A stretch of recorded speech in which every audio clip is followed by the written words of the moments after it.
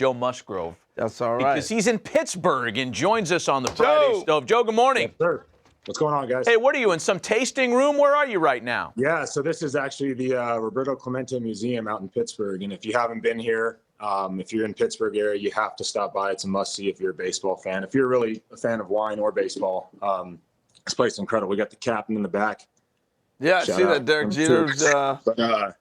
But Dwayne, the guy that owns this place, he was one of the first guys that I met when I moved out to Pittsburgh, and immediately welcomed me in and was kind of my first friend. And this was a place that I came every night, and I would hang out with him. We'd talk baseball. He'd tell me stories. But check out some of the barrels he's got in here. So is a museum/bar/tasting room? Yeah, he's got the Yachty barrel. Oh, cool. Trevor Williams. He's got Jose Quintana. We got Ichiro. Does he have a Musgrove yet? Barrel. So we're working on one. So last year I actually came down here and I spent quite a few nights drinking wine and tasting and learning the different notes and stuff. And he's going to help me design my own barrel and my own wine this year. So by the end of the season, I should have my own. Very cool. I know, and you're in Pittsburgh because Pirates Fest is going on right now. Hey, nice year for you, Joe. You led the staff in wins. You turned into their top of the rotation guy. Things didn't go great collectively down the stretch for you guys, but new manager in town. Talk about the upcoming season for the Bucks. Yeah, I'm really excited, man. We had a tough season last year. A lot of internal problems, a lot of frustration and stuff, but it was really a good year of growth for the guys that had been around in 18 and had a little glimpse of what a above 500 season looked like. So going into this year with a new staff and new energy, we got some new threads to rock this year. There's a lot of good things about it, so we're excited. Hey, talk to me about the threads you're rocking. What are you guys, change the uniform? Yeah, we're going back a little bit to that old school, that cursive script on the grays and blacks. We got rid of our Sunday uniforms, those old school conductor hats. Those are out now, so we got some new Sunday unis going. We got a new gray and then also a new alternate black. I love the black uni. The black uniform they sent me a couple of years ago with the huge P on it. Phenomenal. Yep. Yeah, I love them. We actually wore the 79 jerseys this year, the all black with the black pants and the yellow hats. Those were some of my favorites. Cake box hats. I mean, those are legendary. Do you guys wear those at all or not? Yeah, are you talking about the like the conductor looking ones? Yeah. Yeah, those were our Sunday hats. We wore those every Sunday with the bright yellows and the black pants. Those will be out this year. I'm not sure if they have plans to work them back in at all, but we wore them every Sunday the past 2 years. Hey, going back and retracing your career, Joe, and going back to your time in Houston, and I know you're probably getting worn out by this line of questioning, but while we have you, we'd be remiss if we didn't ask you about the scandals, the suspensions, and what happened in Houston. A lot of those guys are friends of yours still to this day. When you followed this story in the media, how did you react to it?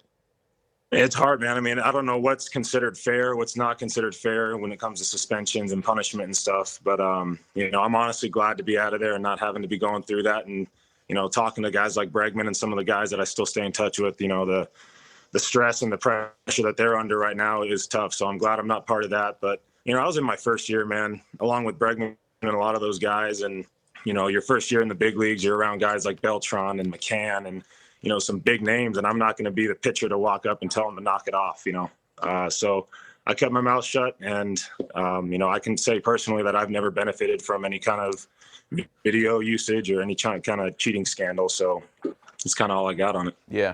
Hey, I want to take you back to last summer, all right? And I'm watching you. We always talk about in these brawls about the hitter's perspective. And I still didn't get why Josh Donaldson was yelling at you with the pitch you pitched in on him on. I was still like, what? What's this about? Yeah. Man, I had just thrown against them 5 days earlier at home. And I took my outing into the ninth inning, threw really, really well. And I've handled Donaldson pretty well in the past. And I don't know if there's a personal thing with him there, but even after that little dust up, I have no problems with him at all. I mean, you look at that situation, it's nothing more than somebody being competitive and not wanting to back down or give an inch. So I respect what he did. I didn't really understand it or, couldn't really make sense of why he was so upset about it. But, being a veteran in his clubhouse and me coming off of a eight and a third inning outing against them previously, I'm sure he was just trying to let his team know that he wasn't going to let me push them around and wasn't going to let me back them off the plate. So, I respected it, and it cost me an outing, so I was a little upset about that, but it is what it is. So, Hey, so let's turn back to something positive. Matt talked about you've really become the ace of the staff. As you get ready to head to spring training, what's your mindset, and what have you worked on this winter?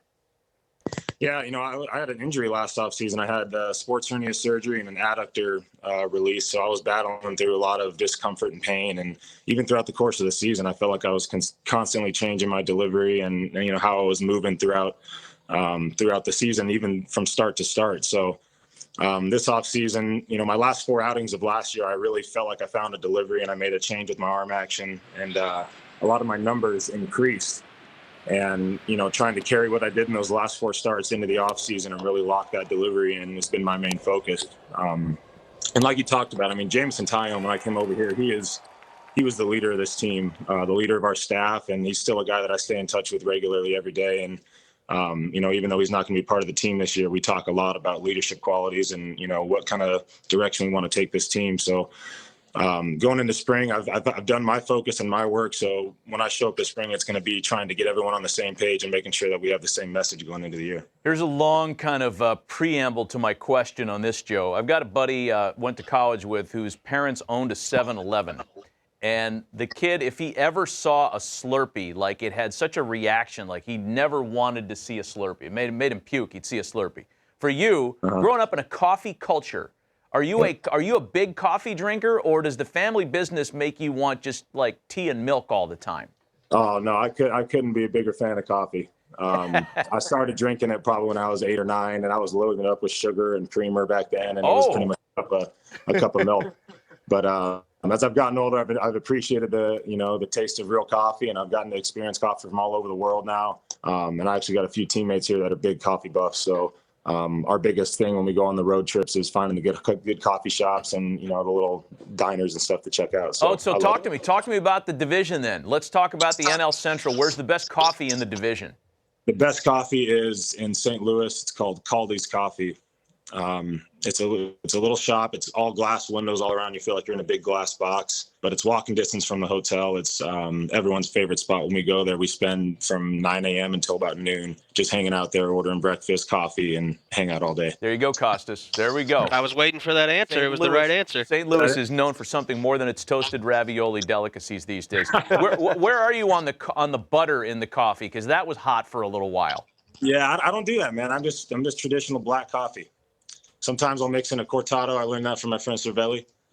But I'm just straight black coffee. Very good. How did your family get into the business? I'm not sure exactly how it was. I mean, we've always been the Italian side of my family. It's always been coffee after every meal. So whether it's breakfast, lunch, or dinner, there's a pot of coffee waiting, as you're taking your last few bites. So they partnered up with some of my dad's business partners, and they opened up a coffee shop back in, I believe, 98 or 99, and it's been going for 20 plus years now. Hey, next time you're here, maybe playing the Mets or the Yankees, if you come by MLB Network Studios, we will treat you to some of the finest Keurig in a cup, right? The plastic pod. That is one thing that I refuse to drink is coffee that's run through a plastic cup. So gotcha. I'll bring you guys some coffee. It's a deal. You'd fit in well here. You are for real. Hey, Joe, we appreciate the time, man.